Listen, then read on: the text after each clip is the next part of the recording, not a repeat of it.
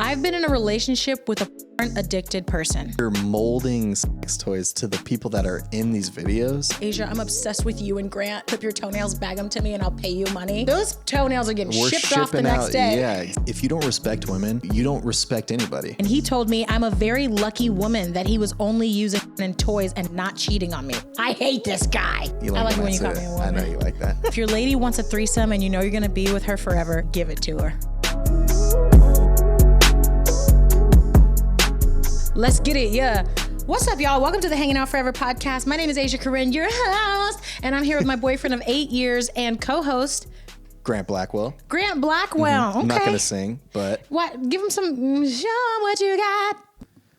What did you sing right now? Your name? We are Charlie Kirk. We carry the flame. We fight for the gospel. We honor His name. Hey, I need a hero. I know, yeah. She's been talking about that collab. She wants to make that collab. Okay, that's our intro. Anyway, my name is Asia Corinne, your host. That was a crazy intro. All right, guys. So we're getting real political in this episode. We're getting a little, well, we do have some listener letters. We know that y'all love the listen. Okay, no, go ahead. You love baby. me? Go ahead. I love you. Am I crazy? Yes, that's I know why I that's love you. right. Mm-hmm. Okay, so we have some listener letters. We already did the whole intro. I'm Asia Corinne, your host. Asia, not Deja. People have been calling me Deja. That's not my name. I don't like it. It's a nice name for whoever hell has that name. My name is Asia, okay? No shade. My name is Asia, space, Corinne, and I'm here with my boyfriend, beautiful Grant Blackwell, and that's all the singing. That's me. Maybe that's all the singing. I'm in a singy, songy mood, so. I mean, we've already, in the first couple minutes, we've talked about Charlie Kirk. We've hit some real, good points. We've hit all the major political topics, and now we're finna get in some listener letters. We know that y'all love listener letters, and we promised you one listener letter episode a month. So this is our next round of listener letters. Here we go. Let's go ahead. One of them is very salacious. Yeah, so as usual, I have not heard any of these yet. Asia's the one who gathers them and goes through them, and then I'm just kind of blind reacting to it. So it's me and you guys. We're blind on this. Let's see what happens. You guys are flying blind and close to the sun. Okay, so we're gonna start off low. Let's do it. And we're gonna work our way up to the last one. Get high and get low. So this one I named Nasty Toenails. Nasty toenails. Yeah. Okay. That's the name of this listener Is this going to letter. be gross? Is this going to be nasty? Toenails are pretty much just nasty. I don't care whose they are. Ugh. But if somebody was like, Asia, if we got like a DM from some weirdo and was like, oh my God, Asia, I'm obsessed with you and Grant. If you could just clip your toenails, bag them to me, and I'll pay you money. Yeah. Those toenails are getting We're shipped off the shipping next day. Yeah, exactly. We're definitely priority mail. Priority toe mail. It's probably cheap as hell too. It probably doesn't weigh anything. Can you just send it in the Ziploc bag, you think? Yeah, probably. Just put the little, they're going to be like this. Ew, And I'm put like, the little, don't worry, this is a form of income for us. put a stamp on it. Yeah, Yeah, put a stamp on it, put on the toenails, and they'll know You which just ones put are it in mine an because they're envelope. painted You don't white. even probably need to. Oh, you're so right. You just put the toenails in an envelope and you mail it to the guy. So if there's any kinky, nasty people out there that want to want any toenails. sponsor Grant and I in any type of way, because we know that there's some freaky men out there, okay? We get the weird DMs every once in a while where somebody's like, oh my God, you guys are blah, blah, blah, men. And they want us to do weird things. But if you're coming with a big bag and you want us to do big things, no. If you're coming with a big bag and you want us to do weird things, you know what? We're the type, we'll do a little something strange for some change. We got a limit. No scat. We got No scat. Scat's the limit. I'm not shipping shit. Yeah, but I couldn't even bring myself to bottle shit to ship. Oh, you're talking about shipping things. Okay. Oh, like you talking about pooping on each other? No. What are you talking about? I don't know where we were going with that. I'm lost. Back to the nasty toenails. Okay. We're going to get more into kink stuff later in these podcast episodes. But anyway, sponsor us. Okay. Men. Okay, nasty toenails. I dated this guy for almost a year. We broke up for multiple reasons. He wouldn't help around the house with cleaning, cooking, grocery shopping, and he wanted me to literally do everything and split all the bills. Boo. I learned after we moved in together how messy he is as a person. I soon learned his true hygiene, and that was a deal breaker for me. He truly played it so well in the beginning, and then I saw the reality. Yeah. Did it say the age? It didn't say the age. Not everybody does. Okay, gotcha. I'm gonna throw up. This is my biggest pet peeve in the whole world. He would use napkins to blow his nose or wipe the sweat off of his head. He was bald. Just anytime anybody blows their nose around napkins. Me, it says he would use napkins to blow his nose or wipe the sweat off his head. Sounds like he's like... Or he just like wouldn't dispose of the napkins. What does that mean? Because where else do you blow your nose? Away from me. Away from where I can see it happening. I know, but I'm like, you do it into a napkin. She said that like that was insane. She shouldn't know where he does it or what he does it into. If you're blowing your nose... I've seen you blow your nose. You've seen me pick my nose. Not a lot. It's not a lot. Yeah, but I just feel like if you're going to blow your nose, I shouldn't know where you're doing it. Yes, you've seen me blow my nose. Okay. Well, here, let's keep reading. Yeah, okay, we're going to keep going. Sorry, guys. Yeah. We're And he would never cut his toenails. And if he did, nasty. it would be because he... And if he did, it was only because he would scratch me while we slept. And then if he did cut them, he would leave them on the floor. Mind you, we had 3 trash cans all around this 1-bedroom apartment. I offered to take him with me to the nail shop on our off days so he can get something done, and he declined every time. It got to the point that sometimes his nails were curling under because his toenails were super long. I think she's dating like a gremlin. Yeah, or like that's freaking intense. Bridge troll. Yeah, that's too long. There's been times where we're snuggling and I've give you a little scratch, but it doesn't get too out of hand. It doesn't get, no. And if they did, I'd be like, you're disgusting. Yeah. I would shame you. I would shame you. That's how you have to keep your man in check by shaming him every once in a while. Right there. Just shame him. Shame him. Yeah. Okay. I took pictures of everything. When we broke up, he trash talked me all over his Instagram. Oof. Then he apologized a few days after posting what he posted that was trashing me. Yeah. And now my question is to you, Grant and Asia. Should I post his pics of how he truly is as a person, how nasty he is, his long toenails, and his dirty habits, and how horrible he is inside and out? Or should I delete them and move forward? I would keep them just in case, but I wouldn't say to go ahead and post them and put them on blast like that. I mean, I guess it depends on like how hard he went, supposedly, like he was bashing her. I guess it depends on like what he was saying. Good point. If he's trying to be like, oh, she's dirty and she's, doesn't clean up after herself. She doesn't, she blows her nose with napkins or whatever. Like if he's out there saying things like that and putting that on your character, then you could easily just turn around and be like, nope, this is him. Well, that's a good point. I would just say no across the board. I don't believe in like revenge posting for things. Yeah, that's true. But like, I guess to your point, if it's super, super crazy and he's talking trash about you and he's saying that you're super disgusting, drop a little toenail pic. Yeah. Drop a little toenail pic. But I wouldn't go too hard because you don't really want that type of stuff like on your conscience. And like, what is that going to do for you? Yeah. And if you were to do it, I would do an anonymous story time on like Instagram or TikTok because he always know. I know this is kind of what she is because he always gonna know who you're talking about. But I wouldn't. Yeah. I would never personally be like, this person by name did this to me, blah, blah, blah. And it's like, who are the people that are following you guys? Like, is it close friends of each other's, families and stuff like that? Like that doesn't seem like the best crowd to kind of, post something like that too. It just totally depends. Cause like if he like essayed you, if it was like a situation where there was like domestic violent abuse or like essay, snitch, but she's talking about long toenails. But like there's long toenails. Yeah. No, I mean, if he did something like that, then you should always, I think you should always expose that to as many people as you possibly can. If it was like a violent crime. Yeah. Yeah. Mm-hmm. Well, maybe you see who's willing to buy ex-boyfriend's toenails on the black market. Yeah. Maybe he was doing that on the pics. side, and that's why he was saving them up. Yeah, he was doing dirty dirt content. I don't know what that's called. That's probably a kink.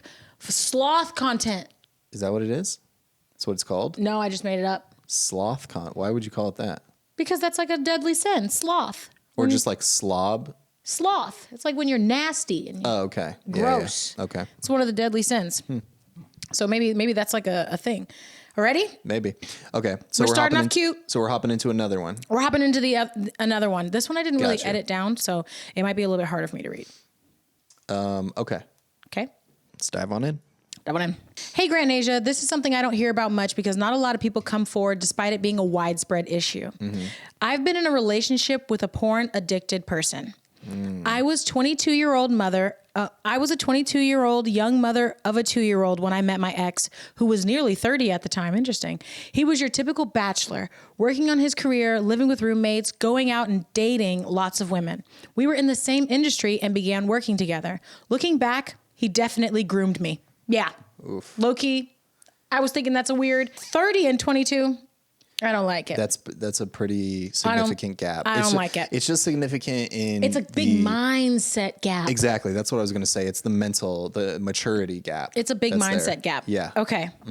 We were in the same industry and began working together. Looking back, he definitely groomed me. He took me out shopping for a new work wardrobe and had me model, got me a nice position at his location, and told me all about my potential and how I was different and special. We ended up in a relationship. I told him that since I'm responsible for my kid, I needed to be serious and not just flirt around, period. New work with him was an hour away from where my kid and I lived, and it wasn't really long before he suggested we get an apartment together so I didn't have to commute. It seemed like a dream come true at the time. My work and personal life were all coming together. He had a high need for sex, but it wasn't problematic until we got married after 1.5 years later. He kept up the charade a long time until he had me trapped and I was pregnant at the age of 24 and he was 32 by then. We shared a laptop at home for work and I accidentally opened a folder that had loads of pictures of his past sexual conquests, including two women we would sometimes see at work events. Basically his personal spank bank. Who that sound like? Was it? Yeah. Not me. Not him. Yeah. Somebody we know.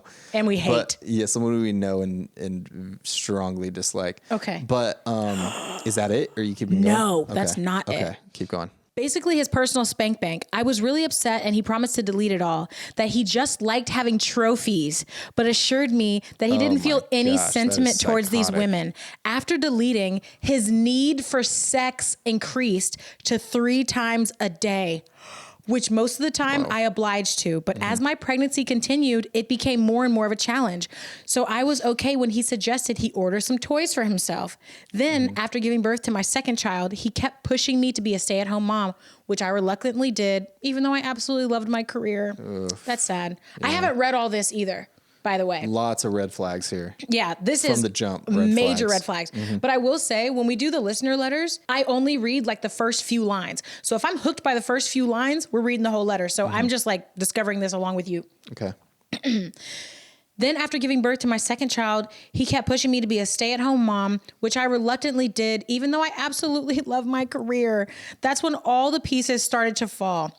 He would come home from work and lock himself in the bedroom for 2 to 3 hours every day to nap.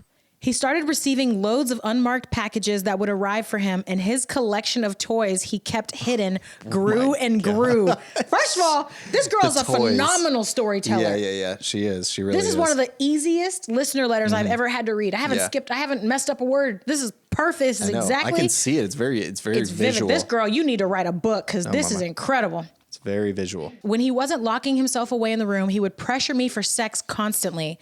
That's how I got pregnant again, way too soon after having my second baby. During that pregnancy, I found a ton of porn search histories and saved tabs on our laptop. But he told me I'm a very lucky woman that he was only using porn and toys and not cheating on me. I hate this guy. He might as well name his hand at this point. That is cheating. 2 to 3 hours locked in a room, spanking it. I mean, guys who use toys to masturbate like that. What's your take? Little off. Little off? I mean, it depends. Where does the guy need to jerk it? If it's something a little subtle, if it's like a little cock ring thing or something like that, like that's okay. But if you're like buying those machines that are just like, oh, the fleshlights. The fleshlights and crazy things like that, and you have a collection of them, and you have a wife. Imagine there being that's going to be so unhealthy for the relationship. It just is. Yeah. Imagine there being some sort of like outage or power emergency, and somebody's like, "Oh my God, grab the flashlights!" and you go to get one, and it's got a mouth. Yeah, it's just like it doesn't work. Insane. During that pregnancy, I found a ton of porn search histories and save tab on our laptop. And he told me I'm a very lucky woman that he was only using porn and toys and not cheating on me. That he was an honorable man. And even if I was not able to satisfy his urges, being tired and pregnant while nursing a baby, he didn't go outside the marriage. Okay, lucky you. Yeah, I know, seriously. He ended up getting himself a personal tablet soon after. Not only would he still have his afternoon hours of private time, I would also awaken to him hiding on the floor on the side of the bed with a bunch of flashlights out and cranking it to porn on his tablet around 3 a.m. every night. Dude, go in the other room at least. We called it. I mean, yeah, that's because he kept getting toys and stuff. So, I mean, it's like, what other toys could you get for masturbation? Oh, my God. This is crazy. It is crazy. I pretended not to notice and was glad I didn't awaken to him on top of me because it was really becoming a problem. What does that mean? I don't know what that means. I already wasn't sleeping much on account of me being the main caretaker of the other 2 kids, one of which was barely 1 year old. Oh, no. After having my third, I demanded he get a vasectomy because by then I was 26 and was done having kids and secretly hoped it would curve his sex drive just a bit. Nope, it did not. He got a ton of porn subscriptions that came with exclusive POV content and custom molded toys for each girl. I confronted him. Dude is like so dedicated. This goes deep. Oh my gosh. I confronted him that he seemed to have favorites and it felt a lot like cheating. She not wrong on that. You're molding sex toys to the people that are in these videos? I didn't even know you could do that. That's insane. There are some girls that sell like pussy molds. Oh, okay. Yeah, that makes sense. Pussy molds, tit stuff, butthole molds, that's I think. way too close to the sun. He's like, I'm not cheating, son. I'm not cheating. It's like, this feels worse than cheating at this point. It is, honestly. Oh my gosh. God. I'd prefer that you just cheat and get it over with. I mean, like... Then we have to watch you just like all the time at home. It's like you're cheating on your sexual like mindset is completely elsewhere at that point. You're not even thinking about your wife. You're just thinking about these molds of these random women. That's crazy. That's insane. A mold is crazy. A mold is crazy. I would have never thought this story was going in this direction. I know, yeah, this is my God. This is one of the most This is like a movie. Like a movie. Okay. I confronted him that he seemed to have favorites and it felt a lot like cheating. He decided to then research for months to buy real dolls. So it wasn't a personality on the other end, therefore less like cheating and an investment for our relationship. Dude is just trying to find every loophole he can for this. He's way too dedicated to this. Like, dedicate yourself to your family and being a father. Dedicate yourself to being a father. It's like a second job. I think it's his only job. When do you have time to go to work? You're spanking it all day. Seriously. But how's he buying all that stuff? Buckle up, because she's about to talk about it right now. Oh, no. Okay. He budgeted $10K of our savings to get 2 custom-built sex dolls. One, a black woman, because he married me and it denied him the opportunity of getting the chance to sleep with a black woman since he hadn't had the chance yet, and he's a loyal, honorable man. Gotcha. Anyway, I pitched a fit because how the hell was I supposed to explain to the kids the inanimate humans hiding in our room? Yeah, so seriously. I put my foot down. He, the breadwinner, was upset because he worked hard and I was denying him of the pleasure. Mind you, we were still having sex nearly daily despite my growing dislike of him. Next, he spent months of research into a swinger He's still having sex daily? I know, isn't that insane? How do you have the energy, bro? I don't know, but she made a good point. Like, how are you supposed to explain sex dolls in the closet? Yeah, that's They don't deflate. He's probably getting like the real fleshy ones. Yeah. Oh my God. The real fleshy ones. Next, he spent months of research into swinger culture because he got heavy into that vein of porn and decided that it's not cheating if we both do it.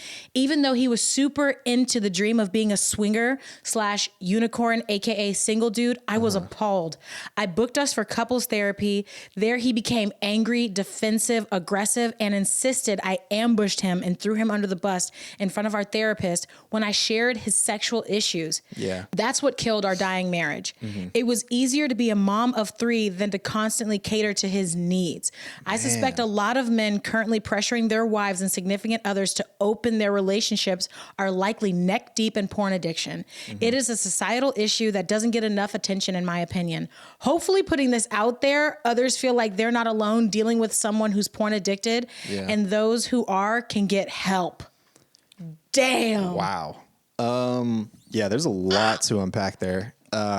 One thing is I truly don't believe that you can fully get to know somebody, marry somebody, have kids with somebody in a year and a half of knowing them.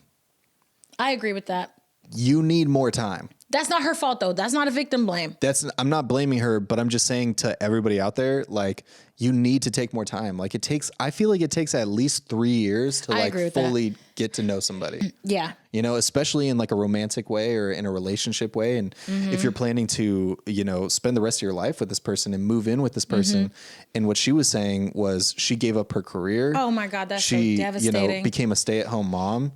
You need more time with a person to figure out who they are, you know? So because men are like, I will say men, but people in general can usually hold up a front for about 2 years. Yeah. After 2 years, that's kind of where it becomes a little bit shaky and they start really showing who they are. Like you need to show, you know, where you live. You need to eventually share your occupation. You know, you have to share those things within like 2 years. And that's when you start to really peel down the layers of a person. But I will say, girl, shout out to you for ending it and letting it go. Yeah. And I'm sure being a single mom is not easy, especially with that type of partner. Honestly, that would give me PTSD. I don't know how easily I'd be able to step into the next relationship with somebody because if they liked sex a lot, I'd be constantly triggered like, oh my God, like, is it going to turn into this type of situation? Like, it's crazy what do you to tell me your kids? because I think usually when, you know, men specifically, go down the rabbit hole of like porn addiction, it usually will mess with the sex life in the relationship. I'm so surprised they were still. But this guy I think he's just like a sex addict, you know, 100%. Like he's 100% just a sex addict. And that type of behavior, he's 100% eventually going to cheat. Or he's going to continue to pressure. Hey, let's step out. You know, and if you don't give him that, then he's going to be like, you made me do this. But instead of helping himself and not trying to get that help for his addiction, because it is an addiction. Yeah. You know, he's going to continue to blame you for shaming his natural need, but like that's not natural at this point. Yeah, he need to talk to somebody about what natural is because that's insane. Yeah. I just find it so interesting that like he was doing everything he could to make it seem normal. Like waking up at 3 a.m. to peek over the side of the bed and my man's like jerking off with a fleshlight. That would traumatize me. That would be crazy. If I'm just like, I mean, it's just like, oh my God. And she said sometimes he would wake up on top of her. What does that mean? That like he was helping himself to her, which is SA. Or if he was just like jerking it with the fleshlight on top. Like, what is that? I don't really know what she meant by that. I think it was like that he would jerk it and then onto her. I think it's SA. I can't say for her whether or not it is, but she said sometimes she would wake up to him. I want to make this very clear. If you're a married man and you have a wife, if she says no, the answer is no. Because you're married to her or you guys have been in a long-term relationship, that does not give you the right to her body at any point in time of which you need satisfaction. If she says no, it's no. And I think a lot of people don't know or aren't aware of the fact that if you're married to a woman, you can still SA her because women are looked at as property. So when a man gets married to a woman, it's like, well, that's my pussy. Well, that's my body. That's my wife, my. So it becomes like possessive rather than her being her own person with autonomy. And I think that's why a lot of women... It's like she's already given an umbrella of consent because we're married. But it's like... That's not how it works. Yeah. Bar. Yeah. Listen to Grant. Anyway, if she says no, the answer is no. Like that's insane. There have been times in our relationship where like we want to get it on and I'm like, I don't want to. You're immediately like, okay. Yeah. You still should treat it as if like this like, you person don't know me. clearly, like this person clearly has consent in this situation. Like they always should. It should always go two ways, So there's so much. I mean, that's just, a guy who's willing to try to use that as an excuse of like, they're my wife, so obviously you can't sexually assault your wife. That guy would sexually assault somebody regardless, whether he's married to them or not. He would find some type of excuse, or he just clearly just doesn't care. So facts. Yeah, ladies, watch out. Like, find a guy that respects you and respects no. Yeah, respects consent no matter what point in the relationship you're in. And I've men who get their I hate men who get their wives pregnant right after she gives birth. To me, that is like the quintessential I do not give a shit about your health. Whenever I see couples who have gotten pregnant 3 months, 2 months after giving birth, I always think that man just really does not care about her health. Obviously, it does take two to tango in most situations, but in my opinion, as a man, if your woman wants you in that way after having just given birth, as a man, as a protector, as a provider for the family, you have to protect her by also protecting her health, her reproductive health, her mental health, her physical health. So when I see people who are pregnant immediately having babies, I'm like, y'all could not be hunching for 4 months? Like, backdoor it at least. Be more cautious, because exactly what you said. Like, well, you're not supposed to do it because like they're healing. I know. Yeah. They're healing, and the pregnancy risk is increased. Yeah, exactly. But it's like, that I think about that stuff all the time with guys. Like, it's like, are you really just so fixated on like legacy and family and like having, building this empire with your kids? I feel like those guys are the type of guys that say shit like that, of like, they're like, I want an empire, I want a bunch of kids. You know what I mean? It's like, you don't really care about who you hurt in the way of getting to that amount of children or that family that you want. Even if you have to throw your wife's body and your wife's health under the bus to get all these kids and this legacy, you'll do that. I'll never understand that. Like, I will always put my wife, before my kids. You know what I mean? Like, especially now, like, we don't have any kids. I don't know those kids in the future. I don't know them. I know you very well. Yeah. And I will always put your health and put you, before any of that, so before your reproductive desires is what you're saying. Yeah, exactly. Like, and honestly, I don't really have like this desire to create this legacy and this dynasty. Most people who say they want a legacy are average. And they're average people. The men who are like, oh, I want to, I want to get women pregnant and my wife is going to have this many kids because I want to carry on my legacy. That's an average statement to make. That's an average people way of thinking. We know some wealthy ass people. Some really rich people, okay? They do not think that way. I've never heard a single one of the rich people I know say shit like that. My legacy. And that's different, because we don't know anybody that's rich with family money, like wealthy, generationally rich. I'm sure they do talk like that. Probably. I'm sure they do talk like that. But I'm talking about the people online who are like, that's my legacy. That's your son. It ends right there. Yeah. You know what I mean? Unless he goes on to be a Kobe Bryant, which is like what? 5% chance? I think that there are some parents that think that way too, of like, maybe if I have a kid, it'll change my life because they might go on to be something. Good point. There are a lot of people who do that. If you're nothing, it's kind of hard to breed something. Sorry. He said it. I agree with it. He said it. I'm just agreeing with it. But there's so many things to unpack in this particular listener letter. I do want to touch on a few more points. One of which, ladies, never leave a career that you love for a man. Girl, I really appreciate you sharing this story with us. That took so much vulnerability and so much strength and so much honesty. And I hope that you feel like we're stewarding that well. Any like laughing or anything that we're doing, it's not because we think it's funny. It's because it's so insane that I could not have even written it myself. And I'm a very creative writer myself. So I do want to say that. But also, ladies, if you have a career that you absolutely adore and a man wants to make you a stay-at-home wife, the answer is no. The answer should always be no. And I feel like there's so many people online right now who get caught up in the like, oh, I want to be a stay-at-home mom. Why? I love you so much. I would be a stay-at-home mom. Sure. I'd stay at home. No, I wouldn't. That's not my personality. But if you were making enough money, right, to where it's like somebody has to stay home and take care of the kids, I'm not going to not have any income coming from, I'm not going to relegate myself to only relying on you for income. I would never trust a man to be my primary source of income. That is danger zone. Yeah. That is 101. That is womanhood 101. Like, if you want to be a stay-at-home mom, fine, but you need to be getting an allowance, right? And people, this is like a hot take. You need to have your own separate savings and your own separate banking. Yeah, and that's never been your personality either. Like, it doesn't sound like it was hers either. I know, that sucks. But I mean, it's like that's never been your personality. You've always been the type of woman who like wants to. I like when you call me a woman. I know you like that. But you've always been the type of woman that, you have this I don't need a man mentality, but in a good way, in like a positive way of like, I can take care of myself.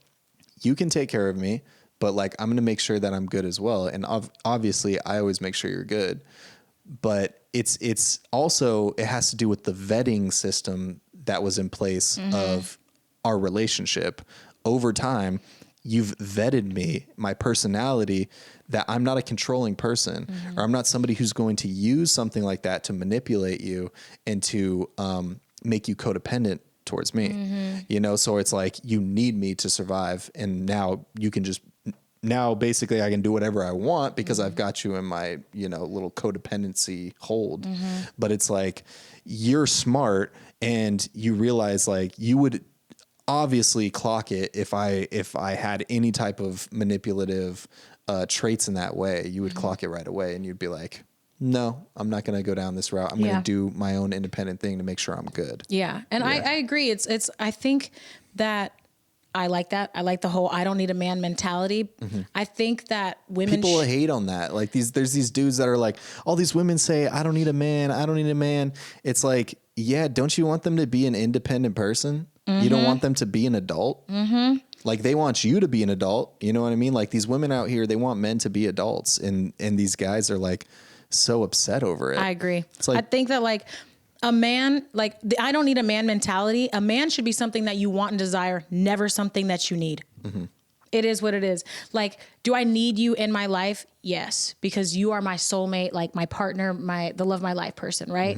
But at the end of the day, like, would I say that I need you as a man? I don't know. Like, I kind of don't even know how to like explain it, but it's just like me as a person, I don't rely on what I can get from a man. I do expect to be taken care of by you as my man, but I would never set myself and put myself in a position to where all I had was my partner. I feel like you see more men nowadays, like real men who talk about their wives. They say, I wouldn't be who I am today without that person. I wouldn't be where I am today without her. Like, there's so many cases where that's the situation where, like the woman comes into the relationship, or you find a good woman and they elevate you in so many different ways. Obviously you elevate each other, but I think that, a good woman elevates you. And I think that woman probably has the perspective of like, I'm an independent woman and I can do it myself. So let me teach you some things. You teach me some things. It's like that exchange, I think like a girl who's just like, I let my man just fully teach me and lead me. And like, they say that person brings nothing to the table. You both have to bring something to the table to teach each other. You know what I mean? To elevate each other. True. And that's how you both continue to elevate. And then you guys are on this pinnacle. But I will say with the listener letter that we just received. Yeah, sorry, we're getting a little off topic. I'm really good at vetting when men are pieces of shit because I've grown up with shitty men. Yeah. You know what I mean? Like extra people in my family, right? Nobody immediate, but people in my family. I've grown up I've grown up around manipulators. I've grown up around misogynists. I've grown up around people like that, or people who used to be like that, right? And so I know exactly what to look for. I'm really good at playing chess mentally in that way, where I'm looking at a guy and I'm like, okay, he's saying this, this, and this. That means he's this kind of guy. Most people are not used to that. You know what I mean? And so when people are like, oh, you couldn't tell he was a bad guy. I don't think that most women have the mentality of like being on alert just in case this guy, like manipulation, they give everybody politics. the benefit of the doubt. It's not even that. It's just like manipulation politics are so deeply wired in a guy or whoever's manipulating. But in this case, we're talking about men, that it's difficult to see when somebody's manipulating you. Why would she think this man that gave her a great job, or she was already in the field, but like allowed her to work at the office that he was working at in a good position, wanted her and a child that's not his to move in into an apartment with the two of them? Why would she think he was setting her up to be manipulated? And so I think that a lot of people want to get on women about like, oh, you should have known. Like, how could I have known? I thought the guy loved me. Like, I was excited about this. Yeah. So I understand where she's coming from in the like, after a while, it takes you by surprise. And if you're not used to being around men who are manipulative, if you haven't seen manipulation firsthand, it is very hard to clock. Yeah. Because you don't have any experience with it. And if I didn't have any experience, the only reason I'm such a hard ass is because I have experience growing up with manipulation. That's why I'm like, I ain't finna do this. We ain't finna do that. I don't need a man for this. I think with me, it's kind of the opposite of where, you know, I grew up in a family where there's like no manipulative men. You know what I mean? Like a lot of like my mom personally, my aunts and things like that are very independent and strong-willed women, you know? And so I think I grew up around guys who respect that. And so when I meet a guy who's off that path, I can immediately clock it and be like, you know, because I've seen the opposite of it and grew up around the opposite. Because you know what it's like to actually respect and value women's Exactly. opinions. So I can see little things, little cracks when men speak about women, you know what I mean? Like, and I can immediately realize like who they are as a person by that too. Cause I think the way that you treat women shows who you are as a person, you know, like as a man, it really does. It's like, it's so obvious of like, if you don't respect women, you don't respect anybody. That's a damn bar. I know that's right. That's true. Seriously though. But yeah, I think it just really does say a lot about a man, how he even just speaks about women, you know? And I know that sometimes when you're young and you're dumb, that's different though. Like you grow out of that. If you don't grow out of that, then it sets up the rest of your life for who you are as a person. Yeah, bar. Clip, that's clip. But to wrap up this listener letter, I will say 100% he financially, emotionally, and mentally manipulated you and put you in a position to where you had to give him everything he wanted because, like, what are your other options? Yeah. And even though he didn't really dangle that in your face from what you're telling us, it's like he puts you in this mental category in your own mind to where it's like, I can't really say anything. I'm staying at home and I'm this and I'm that. But like, you gave up so much, and shout out to you for getting the hell hightailing it out of there. Yeah. And how hilarious is it that when you took this man to therapy, you and the therapist are are flipping a mirror in his face, and all of a sudden he's thrown under the bus. All of a sudden he's uncomfortable when he's jerking it on the floor at 3 a.m. with a flashlight. Yeah. Now he wants to talk about people's boundaries and comfort. There's got to be a balance of. I hate this guy. I know. Yeah, he sucks. But there's a healthy balance of allowing your partner to like watch porn and things like that, you know, because there's the opposite side of this where, you know, these women are like appalled by their men even thinking about watching porn, or like they catch it on their history or whatever. And it's like this rare thing that they do, you know, they might every once in a while look at porn and, you know, masturbate, whatever. Yeah. And that's okay. That's fine. That's healthy. Moderation, everything. Moderation is fine. But there are women out there who are disgusted by that, who are like, how dare you watch another woman? Like, that's cheating, which that is insane. That's not realistic. But then there's also the opposite end of that, where you're abusing that. And it probably gets you in your head of like, oh, I don't want to be one of those girls who's not okay with my man watching porn. So like, I'm not going to say anything. Let me allow it. And they're obviously abusing it, and they're, you know, addicted to it, and it's an issue in the relationship, but you'll ignore it because you're like, oh, I don't want to be portrayed as one of those women that's not okay with it. So there's got to be like a healthy medium there of, you know, okay, this is too much. So now we have to deal with this. Like, he's got to see a therapist, or we have to figure out like, hey, maybe let's take it down to twice a week.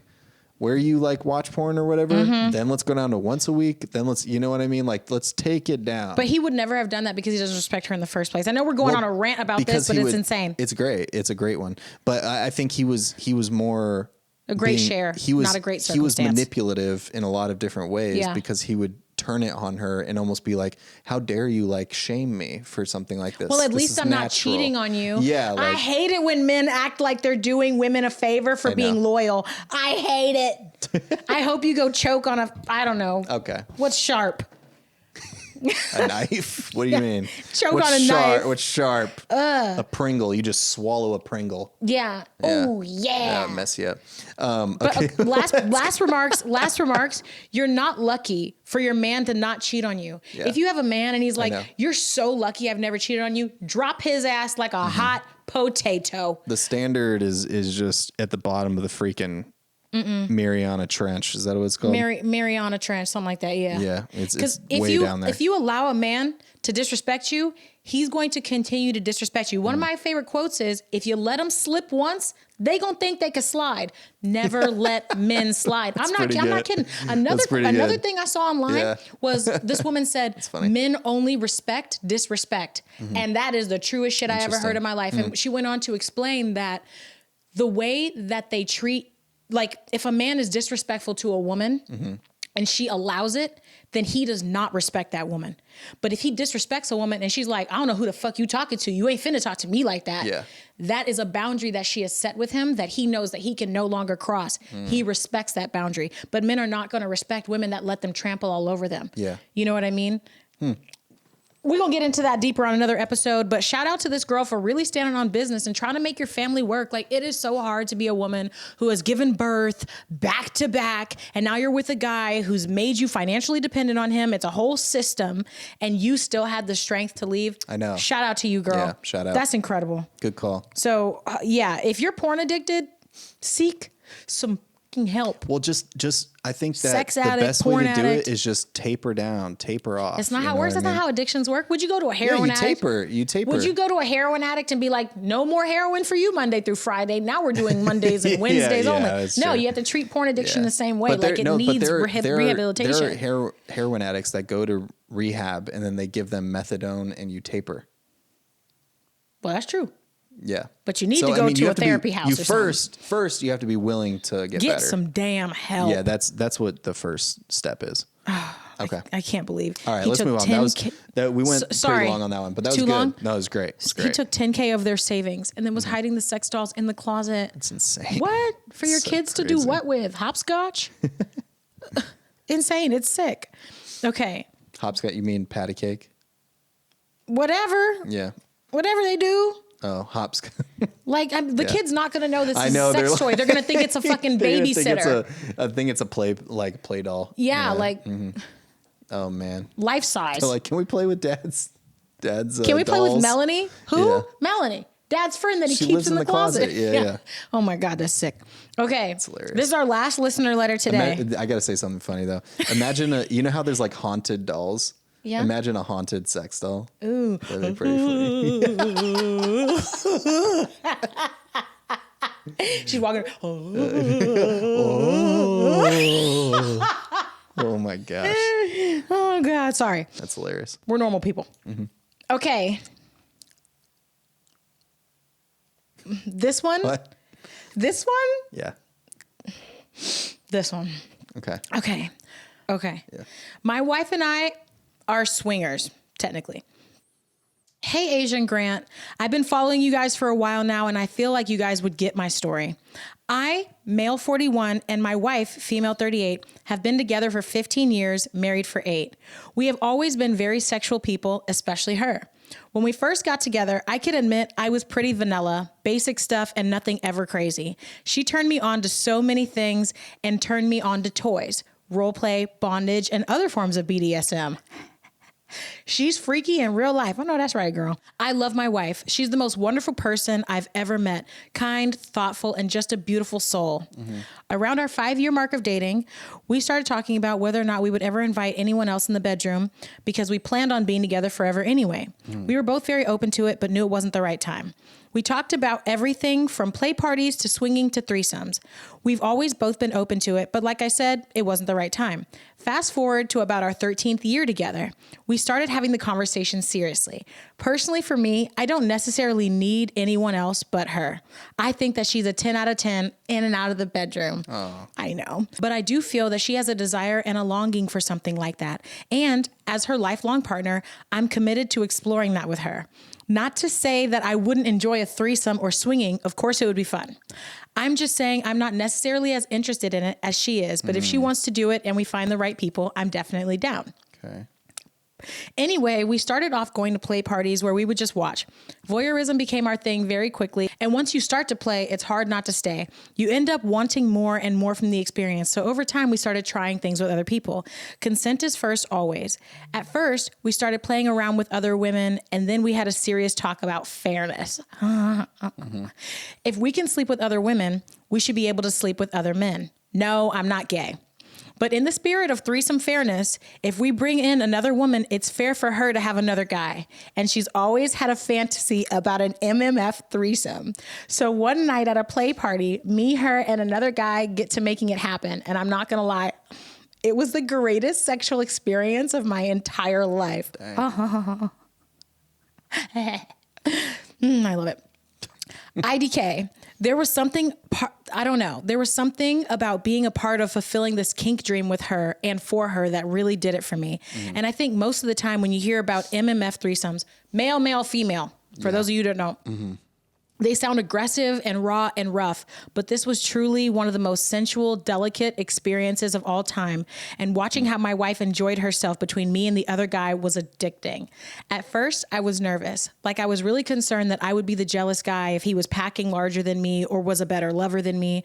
But I really just realized we both had our strengths. And it wasn't a competition because the person who was really winning was my wife. It's a brotherhood. That night we became brothers. Ball brothers. Okay. Watching her take what we were both able to give her sent me through the moon. I've never seen her in such a trance. And there's also something incredibly vulnerable about the MMF dynamic. Like the fact that she trusts two significantly larger men with her safety sexually and emotionally and physically was such an honor. I'm not going to lie and say I had the easiest time adjusting to bringing another guy in. It was definitely hard at first for the first 15 minutes. No pun intended. It was awkward for all of us, especially because, and this is relevant, I'm white and she's mixed, and we brought another man in who happened to be black. So I think initially there were some insecurities there, although we did have a talk about him beforehand and we both selected him together.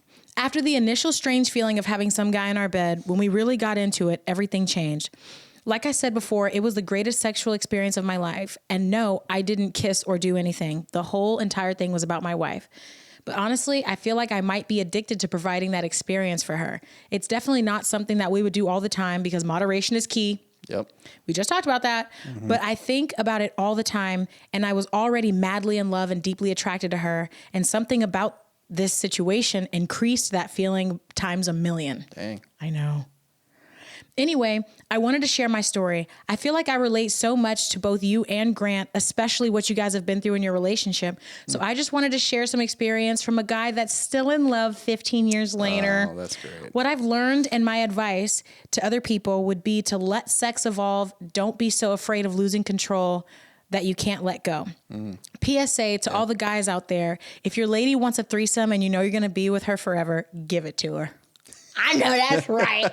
I know that's damn right. I wish I had this man's name so I could congratulate him by name. I know. I really like that because, you know, especially like what he said about like the moderation of those types of situations. Like, cause like, I feel like one person in the relationship could fall deep into that. And then the other one is kind of left behind and sorry. And the other one may get left behind, and then that can cause a lot of friction in the relationship. True. But if you both are on the same page with those types of things, and you know you both are getting satisfied and you're comfortable with each other's, needs, then that's the best situation. Cause, I like how he said too, of like, we were thinking about it, we were talking about it, but we weren't ready for it. I think like jumping into something like that can easily ruin the relationship. Oh yeah, I wouldn't share my man or his D with anybody. No, we're not if on we that. hadn't been locked in. Yeah.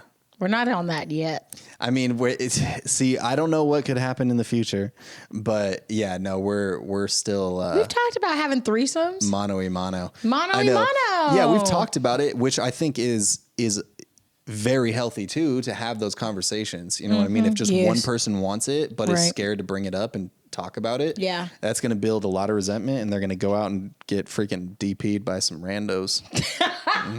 Yeah. So watch out. So watch out. No, but have those tough conversations. I'm sure it was like, it seems like these two people though are very locked in. Yeah, like they are locked in, and they seem to be on the same page with things, so they can have those tough conversations, which that's how you last forever. That is how a relationship lasts forever, is that you both are so comfortable with each other and so open with each other that you can have these really hard conversations. Anything's on the table. Yeah, you can have these hard conversations about sex, because sex is like one of the toughest things to talk about, I feel like, in a relationship, like what you need from it to be fully satisfied. You don't want to get your partner in their head, so you have to be very cautious of how you speak about it. So it's a tough thing to navigate, but it can be hard because I feel like the sex conversations, all conversations surrounding sex can be very awkward if you're not already. There's a lot of ego surrounding. There's a lot of ego and pride and insecurity. And if you're not already comfortable in who you are as a sexual person, like if you don't have a lot of sexual identity or sexual autonomy, even in your relationship, you can have sexual autonomy, right? Or a connection with your body, it'll be very difficult for you to explain to your partner what you want. And what I know, because I've done a lot of documentary work where I talk to women about sex and stuff like that. So I do know that there are a lot of women who are nervous to bring up to their man, hey, I don't like that you do this. Hey, do it that way, because they're so scared of bruising their husband or their partner's ego. Whereas like, if I want something, I'm gonna say it. Yeah. I'm like, hey, like, I saw this thing online where I'll send you stuff. I'll be like, can we try this? I think there's good ways to bring it up, to where it's not so harsh or brash, but soft pitch. Yeah. Pitch. A little soft pitch. But you're clear about what your intentions and your desires are. That breaks the ice, and you guys can have the conversation. Yeah. And then also, if you are thinking of like, you want to try something, but you're not fully there yet, or you're not fully comfortable, like, role play it, or find like a, some type of toy or something that may satisfy that craving for it, if you guys aren't fully ready to go there. I think that taking steps like that is the best way to do it. And maybe you guys never get to the point of where you bring somebody else in. Maybe you guys end up are like, nah, I don't think that's for us, or we don't need that. Because if you role play with your partner, then that's like 10 different guys. You can go pretty deep with the role play. You can go deep with the role play. Listen, okay? We actually are going to have a guest on in the next, like, however long and after this podcast. And she talks a lot about things like this, like sex and role play and sexual autonomy and femininity and things like that. So I'm excited to get into it with her. But role play, in order to do role play right with your partner, you have to be comfortable. Yeah. Because, like, we've said it before, you ain't no damn doctor. But he is. Something, yeah. I mean, you've been a doctor, a lawyer. What else? Some other things we probably should discuss. Yeah, I don't think we should go too deep into that. That's for our eyes only. We'll put that in the treasure chest. That's for our sick minds only. Sick minds only. You guys, I think that there's so many people who are scared of exploring like kink with their partners, and we'll get in. I really want to do more episodes on this, especially for the Black women who are with non-Black partners, specifically white partners, because dynamic. I will say, as a Black woman, exploring kink with you was horrible at first. It was so awkward and so bad because a lot of boundaries you want to tiptoe around, because white, Black, America's historical past, like history, you know what I mean? Yeah. It's just weird. And there's a lot of women who there's a lot of people in general who want to explore things like bondage and spanking and name calling, but people don't know how to do it right. Yeah. So we'll kind of get into that in the future of this podcast, because that's something I'm just dying to share with you guys, like how to navigate stuff like that with your partner. But it comes down to like breaking down the barrier of comfort and awkwardness, and y'all are both in it. But I will say about okay, this is maybe a sidebar. You want to know what the saddest thing that I think has ever happened in a movie is? What? I think you said this the other day. I know, but I'm saying it like I never told you. Oh, okay. Okay. I don't remember, so it works. You know what I think the saddest thing that's ever happened in a movie is? What? In Mickey 17, Yeah. when there were 2 Robert Pattinsons, Oh my one of them died before that girl got her threesome. I would be She devastated. wanted it so bad. I was so sad. She was like, She was so Mickey close. 17 and Mickey 18, come here. She was this close. Yeah. She was this close. And then Mickey 18 So blew funny. up before she got her threesome. That was devastating. I've seen a lot of sad movies. That's the saddest thing I've ever seen. I was like, oh my God, it is my dream for just somehow I have a clone of you and we get to business. You've said that before. That would be the first thing. We won't even ask questions of like, why is there a clone of me? Who cloned me? I'm not asking no questions. Shoes is off. Clothes is off. Everything. You're like, yeah. We'll figure all that out later. I'm like, gosh, what's the sick. info? Let's do it. Oh my God. Yeah, we don't really have anything to say about that. I mean, I do. I have a lot of opinions we about had a it. bunch to say. Well, at the end of the day, I think it takes a very secure partnership to explore kink with your partner, with and without other people. So shout out to y'all for being able to like open that floodgates up. And it was very honest of him to be like, I was insecure. She's mixed. Obviously, I'm assuming that she's black and white. This guy seems very in tune and in touch with like his emotional intelligence, and he seems very secure, so we love that for you. Yeah, we love that for you. All right, guys, there it is. If you guys want to send any more listener letters, go ahead to what do they do? It's in the link and all of our links. It's in all of our links. It's going to be in the description of this video. If you guys liked this episode, let us know what you think. Yeah, we kind of like to ramble in the middle of the stories because it's like we're getting firsthand tea from a bestie because you guys are all our besties. We like to share our experiences and like relate our relationship. We've been in a relationship for almost 10 years now. So, I mean, we have so many shared experiences with you guys, I feel. So keep sending in the letters and we'll keep, giving our opinion or reading them, sharing them with our audience. Yeah. Thank y'all so much for sharing. Y'all are the best besties. We love you.